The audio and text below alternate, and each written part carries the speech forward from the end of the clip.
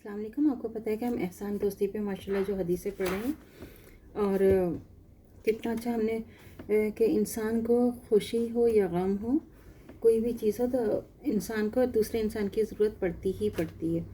और कोई भी इंसान दूसरे इंसान के बगैर अधूरा है और उसको अकेले ज़िंदगी गुजारना ऐसे है कि जैसे कोई पनिशमेंट।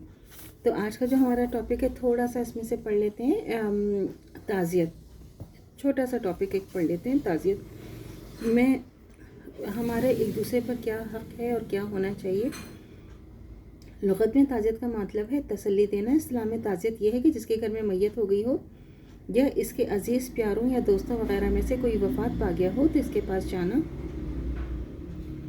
उसे तसल्ली देना, दिलासा देना। गमज़दा शख्स को इससे तस्कीन मिलती है कि लोग इसके गम को महसूस करके उसके दुख को कम करने की कोशिश करें। शरीयत ने जिस ताज़ियत को नेकी समझा है वो तो यही है कि गमज़दा शख्स को तसल्ली देने, दिलासा देने और उसके गम को कम करने की कोशिश की जाए। मगर बाज़ लोग ताज़ियत का मतलब ये समझते हैं कि गमज़दा शख्स के गले लग कर रोया जाए और इसे ज़्यादा रुलाया जाए और इसे ये तासुर दिया जाए कि तुम पर क़यामत टूट पड़ी है। ताज़ियत करने का यह तरीक़ा इंतहाई गलत है। ये लफ्ज़ ताज़ियत के मफ़हूम की नफ़ी करता है। ऐसे लोगों ने गमज़दा शख्स के गम को कम तो क्या करना होता है, बल्कि वो वक़्त ये नापसंदीदा मंज़र देखने में आ जाता है कि गमज़दा शख्स तो सब्र से खामोश बैठा है और ताज़ियत करने वाले आकर उसे असर नो रुला देते हैं कि हालांकि ताज़ियत का असल मफ़हूम ये है कि जो रो रहा है, गम खा रहा है, इसके गम को कम करके इसे चुप कराने की कोशिश की जाए। उम्मुल मोमिनीन हज़रत सलमा रज़ियल्लाहु तआला अन्हा बयान करती हैं कि रसूल खुदा सल्लल्लाहु अलैहि वसल्लम इनके पहले शौहर हज़रत अबू सलमा रज़ियल्लाहु तआला अन्हा की वफ़ात के बाद इनके पास तशरीफ़ लाए और हज़रत अबू सलमा रज़ियल्लाहु तआला अन्हा की आंखें खुली रह गई थीं कि हज़रत सल्लल्लाहु अलैहि वसल्लम ने इनकी आंखों को बंद किया। फिर फरमाया, जब रूह कब्ज़ हो जाती है तो निगाह इसके पीछे जाती है। और इस पर हज़रत अबू सलमा रज़ियल्लाहु तआला अन्हा के घर वालों में से बाज़ लोग पुकार पुकार के रोने लगे। तो हज़ूर सल्लल्लाहु अलैहि वसल्लम ने फरमाया कि अपने आप के लिए भलाई ही की दुआ करना, क्योंकि जो कुछ तुम कहोगे फ़रिश्ते इस पर आमीन कहेंगे। लिहाजा शिद्दत गम के बायस अपने लिए कोई बद्दुआ ना करना, मसलन हम मर जाएं या हमें यूँ हो जाए या वगैरह वगैरह।